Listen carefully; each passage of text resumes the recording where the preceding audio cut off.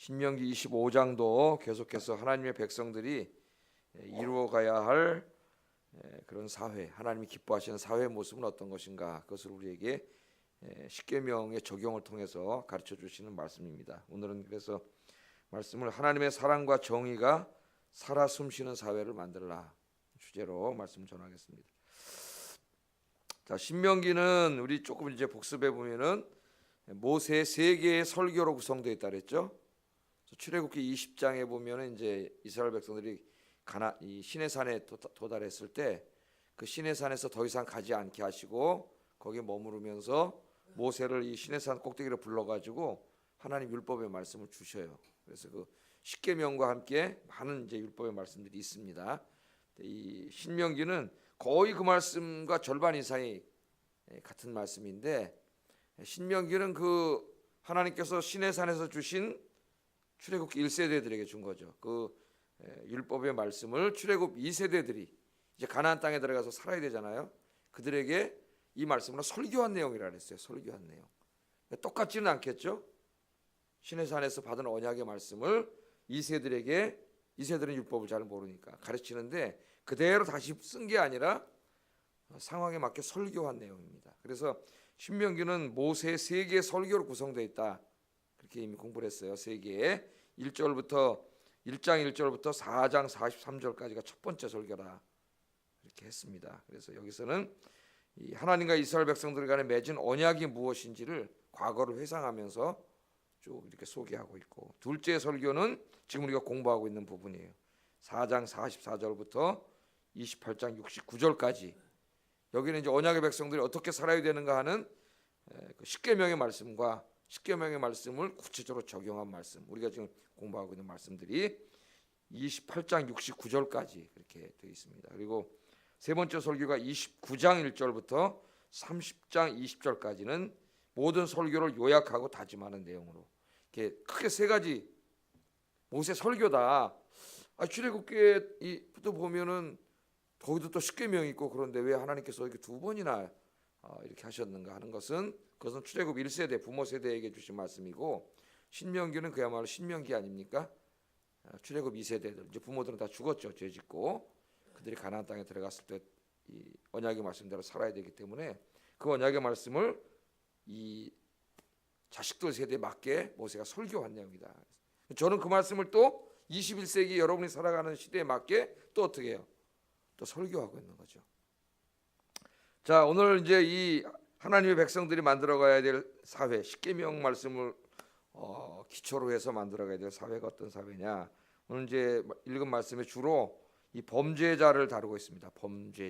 범죄자가 없어야 되는데 하나님의 백성들 가운데서 인간이 죄성이 있기 때문에 죄를 짓는 죄. 그래서 항상 경찰이 있어야 되고 그렇지 않습니까? 자, 이 죄를 지은 사람들을 어떻게 다뤄야 되느냐? 거기에도 하나님의 공의와 사랑이 나타나야 됨을 가르칩니다. 그래서 첫째, 모든 재판관은 하나님의 공의가 실현되는 재판을 해야 된다. 1절 한번 읽어보겠습니다. 1절 시작.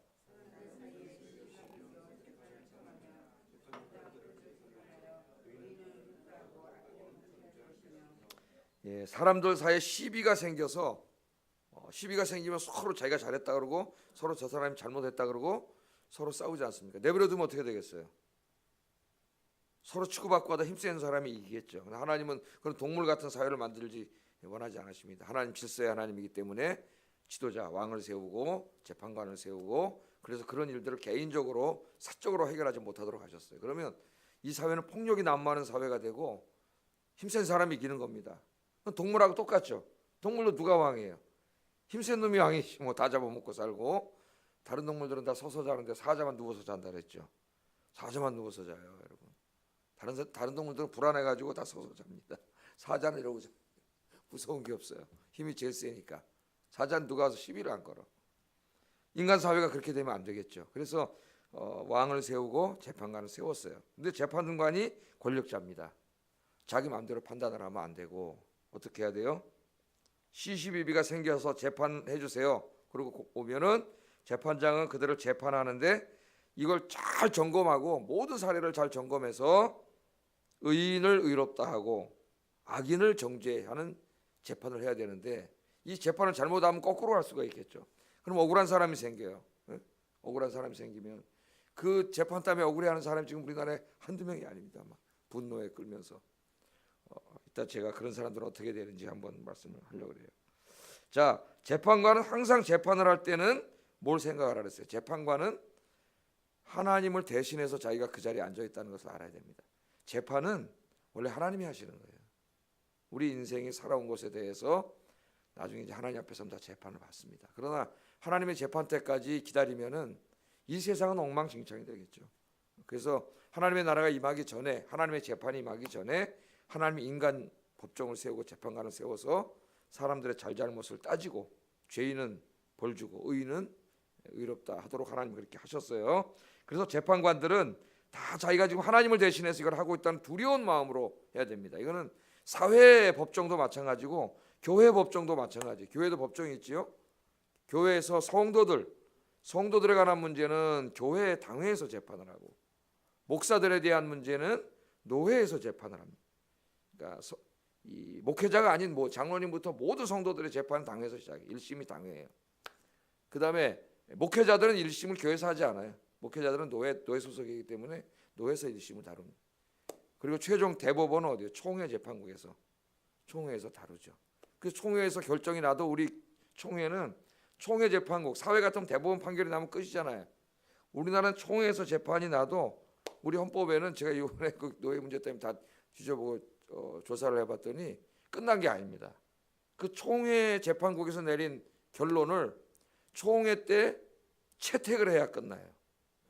총회 하면서 이 재판은 문제가 없다. 그래서 총회에서 채택을 하면은 그 죄가 확정이 돼. 이제 바뀌지 않습니다. 그러니까 이번에 취재된 사람들은 바뀌지 않아요. 그 사람들이 몰라서 재심을 신청했다는 거지. 우리 교단은 총회 때 끝나면 더 이상 재심할 수 없어요. 총회 헌법이. 그러나 총회가 볼 때 이거는 뭔가 좀 저 사람이 억울하다고 얘기하는데 억울한 것 같다 그러면 재심할 수 있어요. 총회 기간에 그 환부합니다. 다시 재판하시오. 그렇게 할 수가 있어요. 그리고 저 총회 재판국 저 사람들 정치꾼이라서 못 믿겠다 그럴 때는 특별 재판국을 만들어 가지고 특별 판사들을 거기서 임명해서 그걸 다시 심리하게 할 수 있어요. 그래서 다 어쨌든 하는데 총회에서 결국 채택을 하고 끝나면 그 죄가 확정됩니다. 그러니까 지금 노예 저 사람들 치리받은 사람들은 이제는 끝이에요. 우리는 재심이 그렇게 할 수 없어요. 우리 총회 헌법 재심은 총회 안에만 가능한 것이고 총회가 채택했기 때문에 끝난 거예요. 그렇게 우리 교회법도 3심제를 똑같이 하고 있고 더더군다나 총회에서 채택을 해야 그게 끝나게 돼 있어요. 총회 기간 중에 재심할 수 있습니다. 총회 재판도 그렇게 잘 돼 있어요. 이 모든 재판 중에 있는 사람들이 교회 안에서도 보면 노회, 총회에서 정치에 휘둘릴 수가 있어요. 어떻게 해야 돼요? 자기가 재판관이 되면은 그 다음부터는 정말 무릎 꿇고 기도하면서 시시비비를 자기가 잘 가려서 잘못한 사람을 벌 주고 잘한 사람을 의인이라 할 수 있는 그렇게 할 수 있도록 책임을 다해야 된다. 책임을 다해야 된다. 그것이 굉장히 중요합니다. 자, 판사가 오심을 억울한 사람을 만들 수가 있어요. 판사가 바쁨을 핑계로 사건을 제대로 점검하지 않는 경우. 판사가 하루에 처리해야 될 게 너무 많으니까 사소한 거 이런 거는 거의 잘 읽지도 않고 변호사 아는 사람, 친분 있는 사람, 선후배 그냥 그 사람 말 듣고 그냥 이렇게 하면 억울한 일 당한 사람이 너무 많으니까 사람들이 누구를 살라 그래. 변호사 센 사람, 정관 예우 받을 수 있는 사람 이런 사람 변호사 살라 그러는 거예요. 그럼 재판이 하나 많아야 이기는 거예요. 그러면 억울한 사람들이 너무 많습니다. 지금 이 사회 안에 이런 엉터리 판사들의 재판 때문에 그리스도는 절대로 그러면 안 되죠. 나중에 그 판사는 하나님 앞에 무거운 징벌을 받습니다. 어쩌면 이 땅에 있을 때 받을 수도 있어요. 억울한 사람을 생기게 하기 때문에. 또 어떻게 해요? 뇌물을 받아 먹거나 요새는 변호사 로비를 하거나 그래가지고 이 재판이 엉망진창이에요. 재판. 하여튼 대법원까지 가니까 대법원까지 가는데 그동안 변호사비를 돈 없는 사람이 어떻게 돼요? 할 수가 없어요. 돈 없는 사람이. 그냥 억울한 일 당하고 마는 거예요. 억울한 사람. 돈 있는 사람 무죄고 돈 없는 사람은 유죄고. 예? 이런 말이 우리 사회에 그냥 만연해 있지 않습니까? 이거 불의한 사회죠. 억울한 사람, 가난한 사람, 힘없는 사람이 마지막으로 그래도 기댈 수 있는 것이 법원이에요. 근데 법원이 타락하면은 아무 소망이 없는 사회입니다. 곧 망할 거예요, 아마 그런 사회는. 하나님의 심판이 있어요. 그런 사회는. 그래서 얼마나 억울하면은 판사한테 뭘 쐈어요? 나온 다음에 석공을 쐈죠. 석공을. 예? 석공을 쏴버려. 너무 억울해가지고.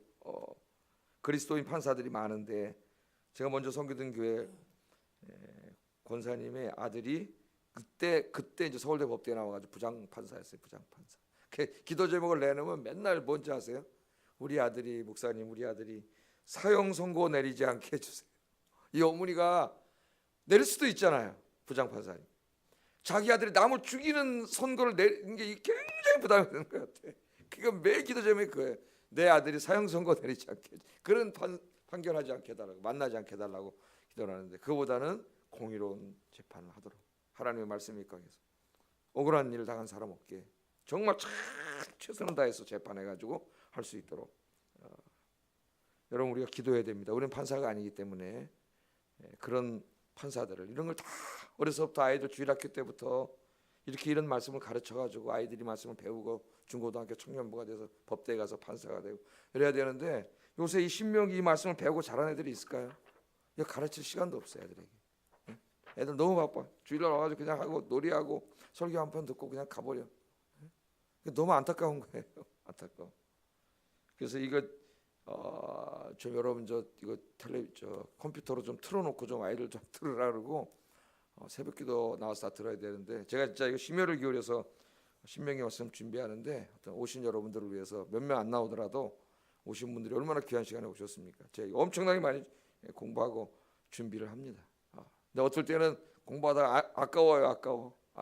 내가 이거 이렇게까지 해야 되나? 어떤 목사님 새벽에 가서 앉아가지고 30분 전에 나와서 기도하면서 묵상하고 설교한다는데 이거 몇 시간을 해가지고 말씀을 전하는데 아깝습니다. 여러분 자녀들 위해서 기도하시고, 지금도 교회, 노회, 총회에서도 억울해가지고 총회 판결을 못 받아들이면 또 사회 일반 재판에 가서 또 재판해가지고 지금 그러고 있잖아요. 교회 안에 막 뭐 난리.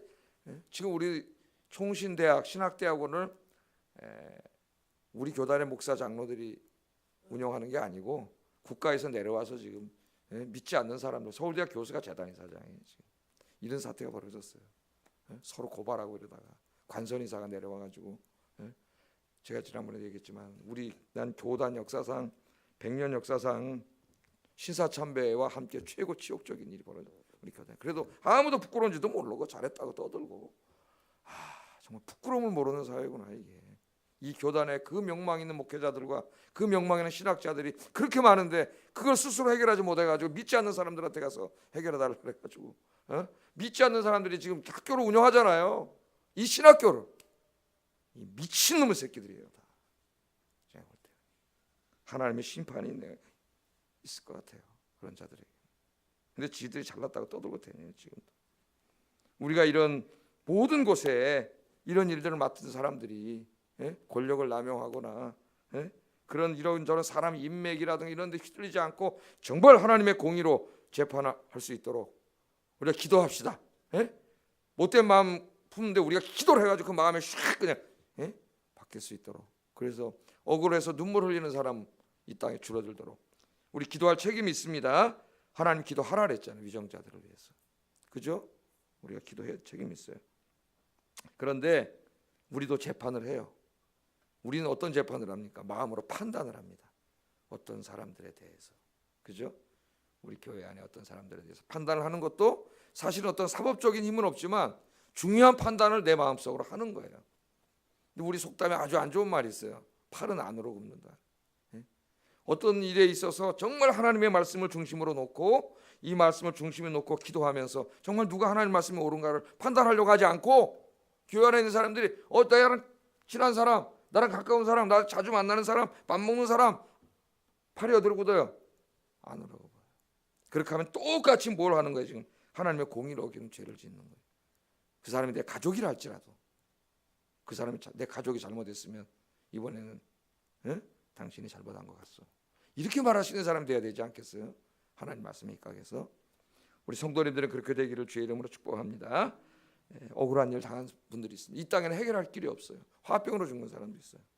화병이 무서운 거 아시죠 여러분? 그래도 마지막 힘이 없는데 재판장에 기대했는데 저 판사놈들이 썩어가지고 저렇게 할 때 너무 화가 나가지고 막 화병으로 죽어요 사람들이. 그래서 인생 망치는 사람이 많아요. 여러분, 우리는 언젠가는요 다 하나님의 재판정에 서서 재판을 받아야 됩니다. 그때 하나님은 이 세상의 재판관과 같지 않아요. 의인을 의롭다 하시고 죄인은 그 죄값을 반드시 받게 하십니다. 하나님은 모든 것을 보고 계시고 모든 것을 알고 계시기 때문에 하나님의 재판은 조금도 치우침이 없이 하나님의 공의가 100% 이루어져요. 그래서 여러분 시편을 읽어보면 다윗이 너무나 억울한 일을 많이 당했죠. 다윗도 그 뭐라 그래요? 나중에 내가 이 모든 일을 누구한테 맡겼나 그래요? 공의로우신 하나님께 맡깁니다. 그리고 기도를 해요. 이 모든 일을 공의로우신 하나님께 맡깁니다.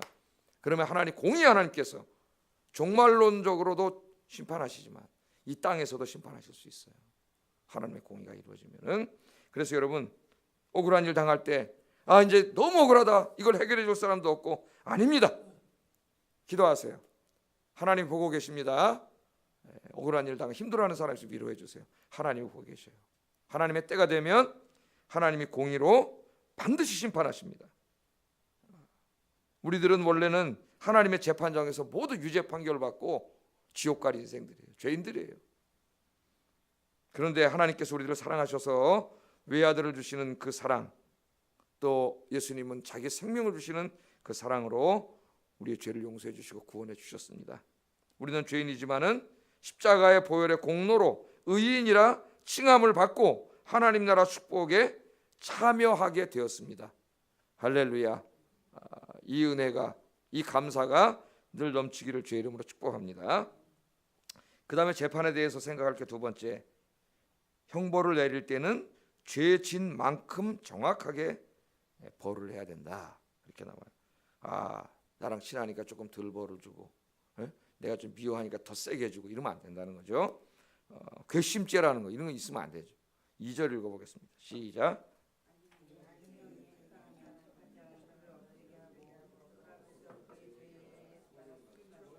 때리게 하라. 아멘. 악인에게 태형이 합당하면 재판장은 그를 엎드리게 하고 그 앞에서 그의 뭐에 따라? 죄의 경중에 따라 수를 맞춰 때려야 된다는 거예요. 기분 나쁘다가 막 더 때리고, 기분 내고는 좋으니까 조금만 때리자, 이렇게 하면 안 된다는 거예요. 죄의 질에 따라서 정확하게 판단을 내려야 돼요. 그래서 모세 오경법을 보면은 죄에 대해서 사형이 있습니다. 원상복구, 다 무너뜨리고 있으면 원상복구 시켜주고 판결이 있고, 손해배상 내리는 판결이 있고, 또 오늘 여기처럼 태형, 때리는 판결이 있는데 모세 오경에는 징역형에 대한 것은 없어요. 징역형, 그 당시 감옥이 뭐 아직 생각을 안 했는지 징역형에 대한 건 없습니다. 자, 어떤 사람이 죄를 지으면 재판장은 그가 죄를 지은 것에 대한 태형의 횟수를 죄의 경중에 따라 정확하게 법으로 정해놓고 딱 그만큼만 때려야 돼요. 그만큼. 더 때려도 되고 안 되고 덜 때려도 안 됩니다. 자, 한번 태형을 시행할 때를 생각해 보세요. 죄를 지은 사람, 또 죄를 지은 사람의 가족의 입장에서 보면은 자비를 선처하겠죠. 때리는 사람에게 이거 좀 살살 때려주세요. 재판관 안 볼 때 좀 이렇게 딱 때려주고 살살 때려주고 좀 한 몇 대 좀 덜 때려주시고 이렇게 하겠죠. 피해를 당한 사람은 화가 나서 어떻게 해요? 더 강력한 처벌을 원하겠죠. 더 때리세요. 세게 때리세요. 지금도 그러잖아. 형이 작다고 막 데모하고 이게 판사냐 네가 그러면서 막 들고 일어나고, 난 억울한데 이렇게 중형을 때리냐 막 지금도 일어나고 있지 않습니까? 그러니까 그거 잘해야 된단 말이에요. 잘못하면은 이 때리는 사람이 마음이 흔들릴 수가 있어요. 인간이기 때문에. 그래서 그 강도, 때리는 강도나 횟수를 약하게 해도 안 되고 강하게, 자기 마음대로 강하게 해도 안 된다. 딱 법에 정해놓고 법에 정한 대로 공의롭게 시행하도록 그렇게 말했습니다. 그러니까 하나님은 공의로운 하나님이기 때문에 여러분, 우리 하나님 믿는 사람들 어떻게 돼요? 공의로워야 돼요. 치우치면 안 돼요. 팔이 안으로 굽으면 안 돼요. 항상 하나님 말씀 중심에 두고 여러분 마음속에 판단할 때 공의롭게 하시기 바랍니다. 나 자신이라도 이번에 내가 잘못했구나, 그렇게 할 수 있는 사람이라면 너무 훌륭한 사람이죠. 아까 저 사람하고 다퉜는데 하나님 말씀 묵상하다 보니까 내가 잘못했구나. 그런 당장 찾아가거나 전화를, 내가 아까 제가 잘못했습니다. 생각을 잘못했습니다. 용서해 주세요. 이런 사람이라면 그건 지는 게 아니고 훌륭한 사람이에요. 정말 훌륭한 사람이죠. 그렇게 할 수 있는 사람이라면. 우리 새벽 기도하는 분들이 그렇게 돼야 된다고 생각합니다. 세 번째는 아무리 흉악범 범죄자로 하더라도 인간의 존엄성을 훼손하지는 말아야 된다. 3절 읽어보겠습니다. 시작. 만일 그것을 넘겨 매를 지나치게 때리면 내가 내 형제를 경히 여기는 것이 될까 하노라. 이 경히 여긴다는 말이 인간의 존엄성을 상실하는 거예요. 너무나 흉악범이에요. 죄를 많이 졌어요. 화가 막 나요. 예? 그래가지고 어떻게 막 패면 사람 죽지 않습니까? 그래서 40대를 이상을 못 때리겠어요. 40대를 때리면 죽는다는 거예요. 그 강도로 40대를 때리면 죽는다는 거예요. 그래서 40에 하나가 만매 39대 39대를 때리라. 그렇게 아무리 형을 내려도 사형이 아닌 이상은 40대 이상 형을 내릴 수는 없다는 거죠. 그러니까 범죄자를 하더라도 가혹행위를 해서는 안 되고 그 이상 하는 것은 가혹행위나 고문이 된다는 겁니다. 그렇게 해서는 안 된다는 것을 이야기하고, 인간의 존엄성을 훼손하는 행위는 해서는 안 된다. 그가 죄를 지은 죄인이라 할지라도 하나님 형상대로 지은 인간임을 알고 죄에 대한 벌은 하되 인간의 존엄성마저 짓밟고 훼손하고 그렇게 하면 안 되죠. 그래서 우리 기독교는 고문에 대해서 절대적으로 반대해야 되고, 우리 사회가 고문을 하지 못하도록 우리가 해야 됩니다. 고문은 꼭 전기기구를 갖고 지지는 것만 고문이 아니에요. 우리 텔레비전, 인터넷에서 막 그 근거도 없는 이야기로 막 사람들을 괴롭히고 힘들게 하는 이 모든 것은 더 잔혹한 고문이에요. 우리는 그런 일을 절대로 해서는 안 됩니다. 우리 그리스도인들이. 그런데 좀 들어가서 그렇게 하지 말라고 좀 이런 악한 일이라고, 이건 사람을 고문하는 일이라고 좀 쓸 수 있는 그리스도인들이 많았으면 좋겠어요. 우리 사회를 적용하는. 조금 문맥에서 벗어나지만 사도 바울은 이 유대인들에게 바로 이 40의 하나가 만매를 5번이나 맞았다 그랬습니다. 그죠? 고린도후서 11장 24절에 유대인들에게 40의 하나가 만매를 5번 맞았어요. 가장 흉악범, 사형 그 다음에 때리는 매죠. 그러니까 그 매를 바울이 복음을 전하는데 유대인들이 그 바울이 복음을 못 전하게 하려고 40의 하나가 만매를 5번이나 바울이 맞으면서도 주의 일하고 복음을 증거했으니 얼마나 위대한 사도고 하나님의 의의 면류관이 있을 겁니다. 여러분 문맥에서는 좀 벗어났지만 주님을 위해 더욱 힘쓰는 삶을 살기를 주의 이름으로 축복합니다. 그 다음에 이제 오늘 마지막으로 하나 더 살펴봐야 될 말씀은 나를 위해 일하는 사람들이나 가축들에게 그 대가를 잘 지불해 줘야 된다는 거예요. 너그럽게. 4절 한번 읽어보겠습니다. 시작. 농업이 기계화되기 전에 사회에서는 우리나라도 뭐 몇십 년 전만 해도 농사를 다 가축들이 대부분 짓지 않았습니까? 여기 특별히 뭐 밭을 갈거나 뭐 다 소가 있죠. 뭐 하면서 소가 다 있고, 또 곡식을 밟고 떠는 것은 지금 축종이하고 알곡을 고르는 일을 누가 하고 있는 거예요? 소가 하고 있는 거죠. 그때 소가 자꾸 먹는단 말이에요, 나다를. 그러니까 아까우니까 어떻게 했어요? 속도도 느려지고 나다도 자꾸 없어지고. 그러니까 어떻게 해요? 못 먹게 망을 씌워놓는 나쁜 사람들이 있었단 말이에요. 그 소가 먹어야 되는데 먹어야 일을 하잖아요. 소도. 그럼 망을 씌워놓으면 어떻게 일을 합니까? 하나님께서 그렇게 하지 말라. 그렇게 하지 말라. 그렇게 오늘 여기 말씀을 하고 있습니다. 그러나 이 말씀은 성경에서 비유적으로 많이 사용해요. 그건 또 가축만이 아니라 너를 위해서 일하는 사람. 그래서 어제는 뭐 배웠어요? 너를 위해 일하는 일꾼, 내 품삯을 어떻게 하라고요? 해를 넘기지 말라 그랬죠. 일용부일이라는 사람, 그날 그 돈을 가져가서 가족을 먹여 살려야 되는데 돈 주기 아까워서 일은 시켜놓고 돈은 주기 아까워갖고 돈 주려고 하면 이걸 자꾸 하루씩 미루고 덜 주려고 하고 이 사악한 짓을 하지 말라. 그가 하나님께 호소하면 네가 죄가 있으리라 그랬어요. 하나님이 대신 징벌을 하십니다.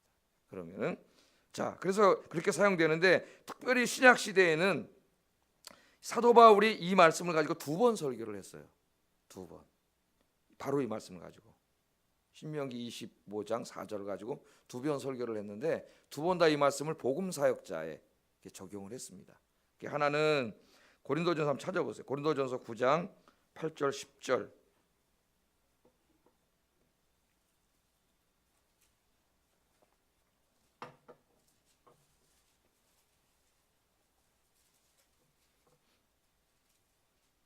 고린도전서 9장 8절 10절 같이 한번 읽어보겠습니다.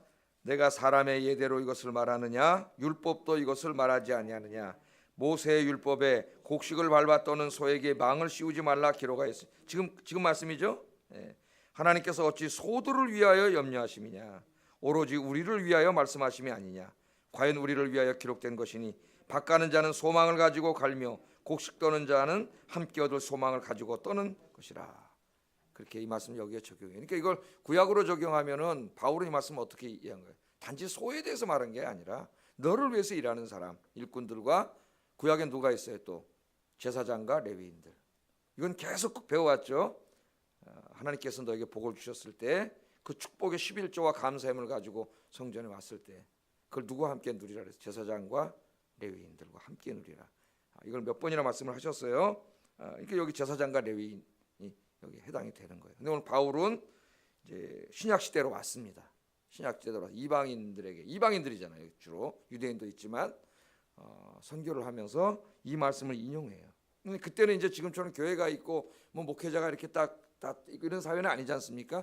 어느 날 은혜를 받은 사람들 중에 복음 사역자들이 생기고 이제 여기저기 돌아다니면서 복음 사역자도 있고 이런 사람들이 있을 때 그 사람들이 그걸 하는데 어떻게 생계가 할 수 있는 생계비가 있어야 되고 그 다 돈이 있어야 되잖아요. 돈이 필요하고 바울 자신도 마찬가지고. 그래서 하나님이 뭐라 그러냐? 바로 이 말씀을 했다는 거예요. 곡식을 밟아 떠는 소에게 망을 씌우지 말라 했지 않았느냐? 이게 소를 위한 게 아니라 바로 복음 사역자들인 우리 같은 사람들을 위해서 하신 말이다. 복음 사역자 일을 하는데 입에다 망을 씌우면 굶으면 굶어 죽잖아요. 그래서 어떻게 해야 된다는 거예요? 예? 사례비를 사례비. 영어로는 구분이 됩니다. 영어로는 셀러리 일반 월급이고 사례비는 셀러리를 하지 않아요. 신학교 교수와 목회자의 사례비는 오너레올리움 이렇게 말해요. 오너는 명예잖아요. 명예. 오너레올리움이란 다른 단어를 써요. 그걸 존중하는 거예요. 아이 목사 월급 줘야 참 그거는 목사를 너무 그게 만드는 거죠. 뭐 하는 거예요? 오너레올리움. 그 정확히 번역하면은 명예비 뭐 이렇게 번역될 수가 있겠는데 그걸 존중해서 셀러리라 절대 하지 않습니다. 미국 사람들이 오너레올리움을 책정해서 이제 이렇게 하게 돼 있죠. 그래서 여기에다가 하면서 이 밭을 가는 자가 소망을 가지고 갈지 않느냐. 밭을 왜 갈아요? 나중에 곡식을 자기가 소득을 얻으려고 가는 거죠. 예? 곡식 떠는 자도 왜 그 곡식 떨어서 소득을 얻으려고 하는 것처럼 목회자들이 열심히 복음을 전하는 게 당연히 그 사람도 그 소득을 얻으려고 하는 게 잘못된 게 아니라는 거예요. 하나님은 그렇게 말씀을 하신 거예요. 이 말씀을. 여러분 그런 것을 잘못됐다고 생각하는 잘못된 사람들이 있기 때문에 이걸 고쳐주는 겁니다. 하나님. 또 한 번 어디서 설교하냐면 이제 디모데에게 보내는 에베소에 보내는 디모데에게 편지에 또 한 번 이 말씀을 설교했어요. 디모데전서 5장 17절 18절 찾아보세요. 성경대로 해야 돼. 성경대로. 목사도 성경대로, 성도도 성경대로. 디모데전서 5장 17절 18절 읽어봅니다. 시작. 말씀과 가르침에 수고하는 이들에겐 더욱 그리할 것이니라. 성경에 일렀으되 곡식을 밟아 떠는 소의 입에 망을 씌우지 말라 하였고 또 일꾼이 그 삭슬 받는 것이 마땅하다 하였느니라. 아멘. 여기 또 인용했죠. 신명기 25장 4절 말씀. 곡식을 밟아 떠는 소의 입에 망을 씌우지 말라 하였고 일꾼이 일을 하면 그 삭슬 받는 것이 마땅한 것처럼 잘 다스리는 장로들. 여기 장로들은 지금 목회자입니다. 목회자. 우리 장로님들보다는 목회자예요. 배나 존경할 자로 알되. 배나 존경할 자로. 존경이라는 말이 제가 가장 우리 성경 오역 중에 하나라 했죠. 이게 티메라는 말인데 이것은 그냥 마음으로 존경하는 것을 말하는 사례금을 말해요. 티메는 그 당시에 그 의사들의 월급을 티메라 했습니다. 티메. 그러니까 잘 다스리는 지금으로 말하면 장로들, 목사들은 2배의 티메를 줘라 그 말이에요. 직역을 하면 의사들이 받는 월급에 2배를 줘라 그 말입니다. 말씀이 말씀과 가르침에 수고하는 이들에게는 더욱 더 그렇게 해라. 그러니까 그 당시에 의사가 얼마를 받았는지 뭐 지금 의사가 아니기 때문에 우리는 알 길이 없지만은 그래서 대부분의 복음주의 학자들은 이 말씀을 어떻게 번역하냐면 충분하게 제공하라 이렇게 번역해요. 충분하게. 목회자가 이 세상을 걱정하고 돈 걱정, 애들 뭐 걱정 이렇게 하지 않도록 카드 돌려막기 하고 맨날 이렇게 하지 않도록 목회 전념하도록 충분하게 충분하게 사례금 책정하라. 그러면서 이 말씀을 인용한 거예요. 곡식을 밟아 떠는 소의 입에 망을 씌우지 말라 하지 않았느냐 하나님께서. 또 일꾼이 그 삭슬 받는 것이 마땅하지 않느냐. 마땅히 그렇게 해야 하나님의 교회가 구약의 성전처럼 유지되고 하나님의 일을 할 수 있다는 것을 하나님이 가르침으로써 오늘 신명기 25장 4절의 말씀은 주로 신약 성경 안에서는 목회자들 위한 것으로 해석이 돼서 이 신약이 가르치고 있습니다. 곡식을 밟아 떠는 소, 입에 망을 씌우는 사람은 얼마나 그 악랄한 사람이에요. 근데 그렇게 하려는 사람들이 있어요. 그렇게 하려고 입에다 망을 씌워서 당신은 목회자니까 그냥 비난하게 가난하게 살아라. 자기들 해외 맨날 놀러 다니고 할 짓 다 하면서 그런 사람들이 있어요. 그건 잔인한 사람들이죠. 악한 자들이에요. 악한 자들.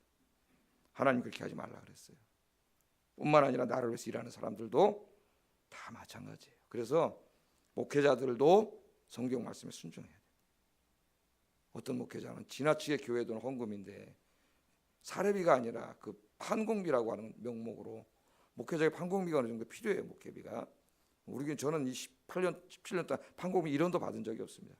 목회에 산 적도 없고. 근데 보통 교회들은 있어요. 몇 천만 원 판공비가. 목사님 목회비 활동비로 쓰는 게. 이게 너무 많아가지고 큰 교회는 막 몇 억씩을 막 카드 가지고 막 쓰고 이렇게 문제가 되는 게 다 거기서 문제가 되는 거예요.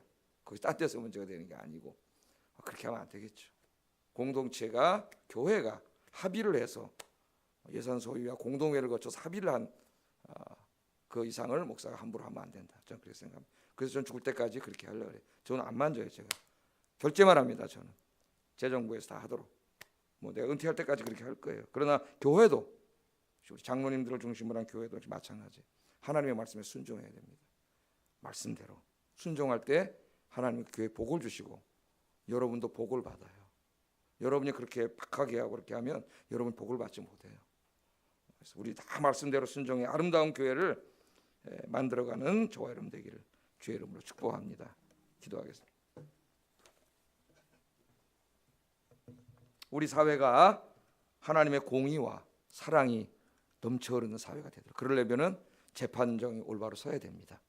그래서 이 사회 재판관들을 위해서 또 교회 안에서 재판을 하는 분들을 위해서도 여러분 기도해 주시고 특별히 나 자신이 판단을 내릴 때 팔이 안으로 보면 안 되겠습니다. 하나님 말씀 입각해서 말씀을 중심으로 내 가족이라 할지라도 나 자신이라 할지라도 하나님 말씀의 중심에서 판단할 수 있게 해주세요. 기도하시고 두 번째 나를 위해 일하는 사람들 박하게 해서는 안 돼요. 목회자들은 나의 영혼을 위해서 일하는 사람들 하나님이 그 입에 망을 씌우지 말라. 충분히 사례감을 취급하라 했습니다. 목사도 여기에 순종하고 우리 모든 교우들도 순종하는 아름다운 교회 되게 하소서. 기도하겠습니다. 사랑하신 아버지 하나님